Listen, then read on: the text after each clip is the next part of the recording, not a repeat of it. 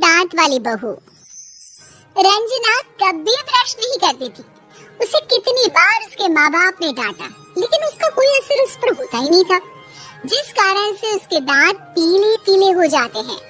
शादी के बाद। अरे बहू, वैसे तो तुझ में कोई कमी नहीं है, पर तेरे दांत इतने पीले कैसे हैं बेटा? कैसे मतलब? कोई सर्जरी थोड़ी ना कराई है।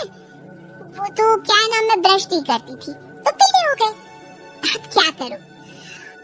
आप कहें तो लाल करवा लूं या फिर काले? यार ये क्या है, क्यों माँ से लड़ रही हो? लड़ रही हूँ? अरे मैं लड़ रही हूँ या ये बोल रही है कि दांत पीले हैं, पीले। अरे तपस्या थोड़ी ना की है इन्हें पीले करने के लिए। बकायदा ब्रश नहीं किया है 20 साल तक, तब जाकर।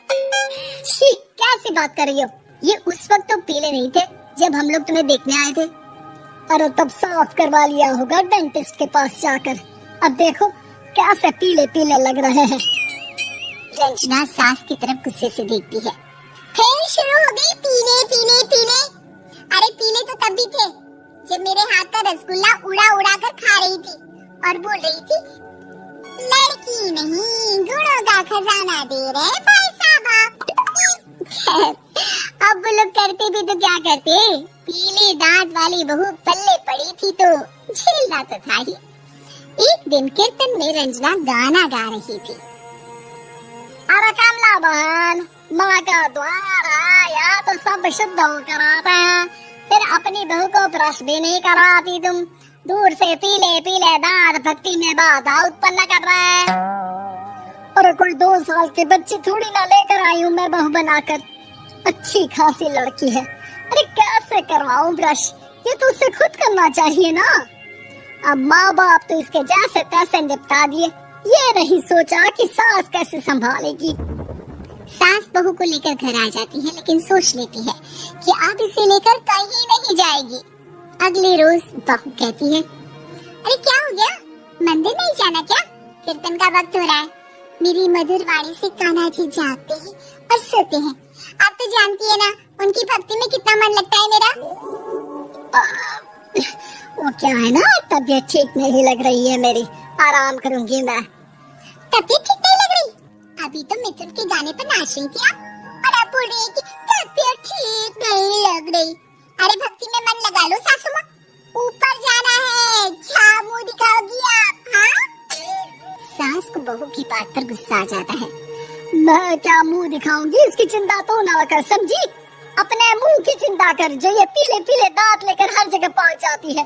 पता है लोग कितना मजाक बनाते हैं। ना जी ना, मैं नहीं जाना कहीं तेरे साथ। तो ये बात है, कोई ना, मत जाओ, मैं अपने कमरे में ही बैठकर भक्ति कर लूंगी। ऊपर वाला दांत थोड़ी ना देखता है, मन देखता है, भावना देखता है। और अरे बस बस, तू सब कुछ दिखा, बस ये सफेद चमकदार दांत ना दिखाना किसी को, है? जा यहाँ से। बहू को सास की बात का कोई फर्क नहीं पड़ता, वो तो जैसी थी वैसी ही रह जाती है। सुबह नहाकर किचन में खाना बनाना, फिर खाना खाना, कीर्तन भजन करना और सो जाना। एक दिन, माँ जी मैं सहेली के घर जा रही हूँ, शाम को लेट आऊंगी। हाँ, तो जाना, मैंने कौन सा तेरी आरती करनी है घर पर बैठकर। रंजना सहेली के घर जाती है, जहाँ वो पार्टी में जाने की तैयारी कर रही होती है। अरे शिखा, कहाँ जाने की तैयारी कर रही है? मैं गलत वक्त पर आ गई क्या? अरे नहीं यार, उल्टा सही वक्त पर आई है। मैंने ये साड़ी और ज्वेलरी निकाली है यार, शाम को इनके ऑफिस की एक पार्टी में जाना है। बताना कैसा लग रहा है ये सब?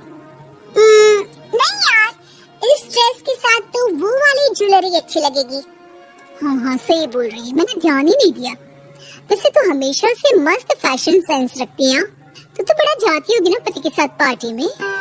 रंजना कुछ नहीं बोलती, बस सोचती है कि यार काश ये बात सही हो जाती, पर मैं क्यों नहीं जाती पार्टी में? क्या इन लोगों की कोई पार्टी होती नहीं होगी? रंजना घर आती है और रात में पति से सवाल करती है, एक बात बताइए, आप मुझे किसी पार्टी में क्यों नहीं ले जाते? क्या आपके यहाँ ऑफिस में पार्टी नहीं होती? पति बेचारा क्या कहता कि दांत पीले हैं तुम्हारे इसलिए। अरे कोई पार्टी होती नहीं हम लोगों के ऑफिस में, तो कहाँ से लेकर जाऊं? और मार्केट, मॉल, कहीं वीकेंड घूमना, कहीं तो अरे यार सारे हफ्ते में एक छुट्टी मिलती है, तो सोचता हूँ कि आराम ही कर लूं। क्यों? रंजना मन मार के रह जाती है। पहले कभी सास के साथ मंदिर जाया करती थी, लेकिन वो भी सास ने ले जाना बंद कर दिया। घर बैठी बैठी रंजना बोर हो जाती है। तभी उसे आइडिया आता है और वो बाइक के जाने का सोचती है। सासू माँ, 2 दिनों के लिए मम्मी के घर जा रही हूँ। अच्छा ठीक है, आराम से जा। और हाँ, माँ से कुछ अच्छी आदत सीख कर आना कि कैसे शरीर के हर भाग की तरह दांतों की सफाई भी जरूरी होती है, समझी? शुरू हो गई ना आप? वो लोग आपकी तरह नहीं है कि छोटी छोटी बात का बतंगड़ बना दे। उन लोगों के लिए मैं मायने रखती हूँ, ना कि मेरे पीले पीले दांत। रंजना माँ को बिना बताए उन लोगों को सरप्राइज देती है, लेकिन जैसे ही वो दरवाजे पर पहुँचती है, अंदर देखती है कि घर वाले कहीं जा रहे होते हैं। अब माँ, काश रंजना दीदी के दांतों वाली प्रॉब्लम नहीं होती, तो वो भी हम लोगों के साथ चलती ना बुआ जी की बेटी की शादी में। हाँ बेटा, लेकिन अब उसे कौन समझाए कि उसको उसके पीले दांत नहीं दिखते, लेकिन उसके आसपास के लोगों को कितना एम्बैरेसिंग फील कराते हैं। मुझे तो कितनी बार उसके स्कूल की टीचर ने शिकायत की कि उसके साथ कोई लड़की बैठना भी नहीं चाहती, और ना ही कॉलेज में कोई उससे बात करना चाहता था। लेकिन पता नहीं क्यों उसे ये बात समझ में नहीं आती।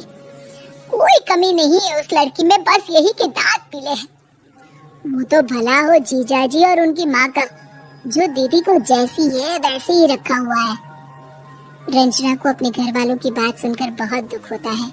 वो सोचती है कि वो क्या करे, लेकिन फिर वो सीधा डेंटिस्ट के पास जाती है, अपने दांत चमकाती है और कसम खाती है कि वो रोज ब्रश करेगी। और क्या हो गया? तुम तो 2 दिनों के लिए गई थी ना? पर कोई ना, अच्छा है, चलो आ गई तो। रंजना सास के सामने आकर खड़ी हो जाती है और पूरी स्माइल करती है, उसके चमकदार दांतों को दिखाती हुई। हाँ? चलो मंदिर। माँ, मुझे माफ कर दीजिए, मैंने आप लोगों को बहुत एम्बैरेसिंग फील करवाया। मैं आज से रोज ब्रश करूंगी।